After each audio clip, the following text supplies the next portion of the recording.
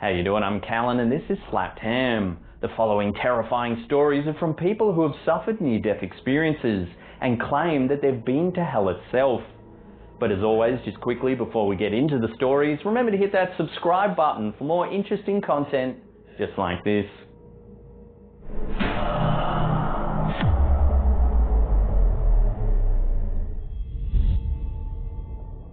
In 2005, Howard Storm, an art professor, had to be rushed into emergency surgery. He was unconscious for quite some time, and when he awoke, he had a shocking story to tell. According to Storm, during the time that he was unconscious, he found himself being attacked by vicious demons of hell. He was terrified as he faced the creatures, so he tried to pray to God to save him from the evil monsters. This infuriated the creatures further. They began berating him, screaming that there was no God. Storm was not deterred, however. He knew that the creatures were speaking blasphemy in an attempt to lead him away from God. He eventually awoke after surgery, highly distressed about his time in the pit. Unlike most people who claim they've been to hell and returned, Storm was already a devout Christian. He said that the experience solidified his conviction in his faith.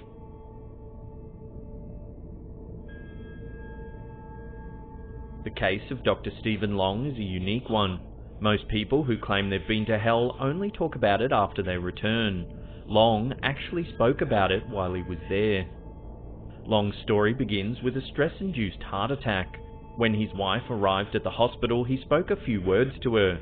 She said they sounded like "die" and "help me." Long would later claim that these words were a call for help from hell itself. Like Storm, Long's visions of hell focused primarily on the beings that he saw there.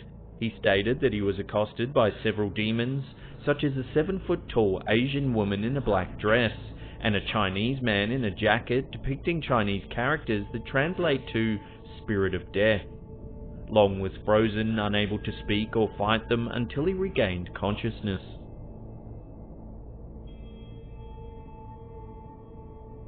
Carl Knighton's story begins after he makes the decision to go AWOL from the army. Lacking direction, he went on a drug binge. One day, after accidentally overdosing on Valium, he found himself falling into a place that was pitch black. The first thing he noticed was the stench. He states it was a smell so rotten that it's beyond all imagining. Then the demons of the pit began grasping and pulling at him, taking him further into hell. Knighton's most vivid memory of hell is that of the iconic lake of fire that is a central fixture in many popular depictions of hell. He says that the lake was filled with hopeless people in dreadful agony who were desperate to escape but knew they never could. The last thing Knighton remembers before returning to Earth is the hand of God grabbing him and pulling him out of hell. After this harrowing experience, he repented the sins of his former life.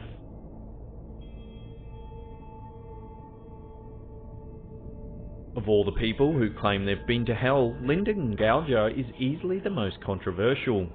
The controversy doesn't really come from the story itself, but rather how she reacted after her near-death experience. During her alleged time in hell, Ngauja reportedly met several well-known figures, including politician Muammar Gaddafi and singer Whitney Houston. She also claims that her own parents were present in hell.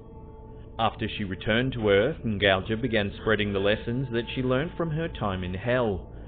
She states that based on what she saw, she believes that all Catholics and Muslims will go to hell after death.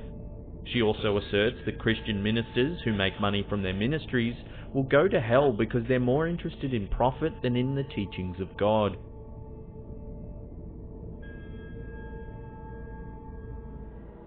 Other people who claim they've been to hell return with stories about famous personalities they've encountered there. Angelica Zambrano, like Ngauja, claims to have seen Muammar Gaddafi and Whitney Houston in hell. However, Zambrano also encountered Pope John Paul II and Michael Jackson during her visit. Zambrano specifically described seeing a ring of demons surrounding Michael Jackson whose body was burning. The demons forced him to sing and dance as he burned. According to Zambrano, Jesus himself was her guide through the pit. Through much of the journey, Jesus cried for the lost souls that they encountered. He instructed Zambrano to return to Earth and tell people what she had seen to save them from a similar fate.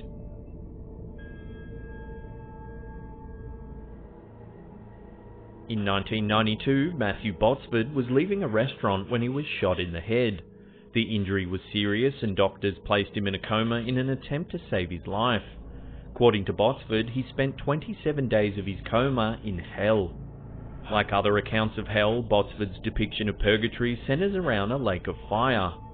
Unlike other visitors who merely pass by during their few hours in the afterlife, Botsford claims he spent 27 days being subjected to the tortures of hell. He states that he spent that time hanging over the lake of fire. Four-legged creatures devoured his flesh, which would then grow back so it could be devoured again. However, Botsford states that the loneliness he felt in hell was even worse than the physical torture. After 27 days, a voice told him that it was not yet his time, and he returned to the land of the living, determined to live a better life so he would never have to return to hell.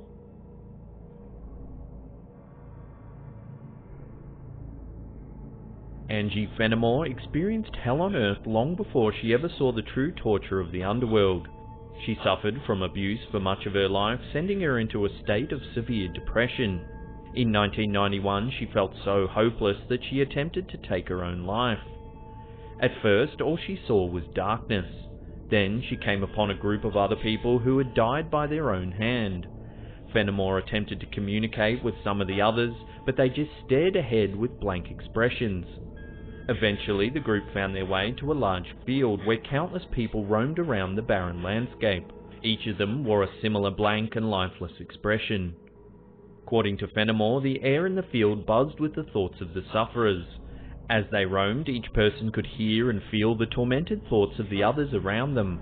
The sensation was maddening. In spite of this, the wanderers couldn't truly connect to each other, leaving them perpetually alone. Fenimore suddenly found herself back in the world of the living, where she joined a new church, determined to make connections with others around her to avoid the fate of the poor souls in purgatory.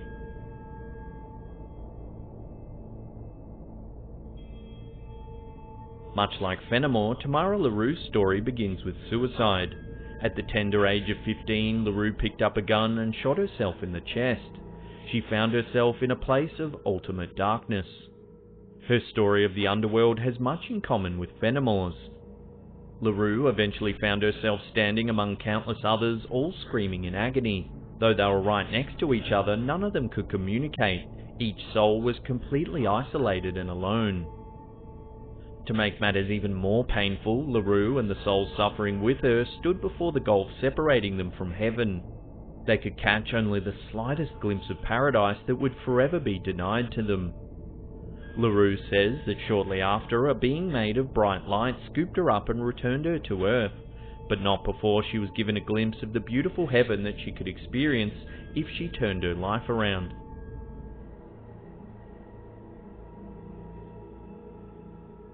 Matthew Dovell is different from other people who claim they've been to hell. He had a near-death experience not once but twice. At age 12, Dovell almost drowned but was rescued by his friends. In the brief time that he was dying, he claims he caught a glimpse of heaven. In the years that followed, he became depressed at being forced back to Earth after getting a taste of heaven. He attempted to recreate the euphoria with drugs and alcohol. He eventually decided to commit suicide so he could return to the afterlife. Unfortunately for Dovell, his second near-death experience landed him in hell. Dovell's vision of hell is quite different than you might expect. According to Dovell, hell was made up entirely of the people he had known in his life.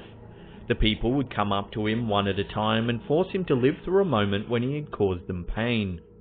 Eventually, the people forced him to experience the pain that his death would cause them. The feeling was excruciating. Dovell eventually awoke back in his apartment with no clue as to how he got there. He decided to devote his life to helping others suffering from thoughts of suicide.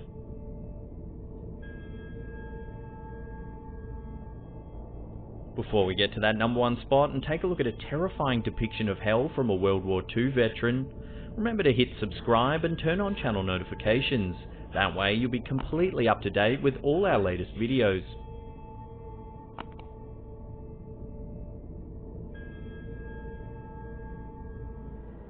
George Ritchie came down with pneumonia while fighting in World War II. He was pronounced dead for 9 minutes. When he was revived, he told a truly disturbing tale. Richie states that a mysterious figure took him on a guided tour of hell. It appeared like any ordinary town. However, when Richie viewed the local bar, he saw that it was filled with people desperately trying to eat, drink and smoke, but unable to do so. The figure then guided Richie out of the town into a wasteland. He was horrified at what he saw there. The wasteland was filled with countless figures engaged in a vicious battle. They kicked and bit and scratched each other endlessly. However, what disturbed Richie the most was the sexual abuse that they subjected each other to. After recovering, Richie became a psychiatrist, specialising in near-death experiences. If you want more mysterious stories and can't get enough of the old ham, then check out that video there, or there's a playlist there for you to binge on. Leave us a comment down below or hit that thumbs up button because it lets us know you're enjoying the content. And that's it for me. I'll see you all next time.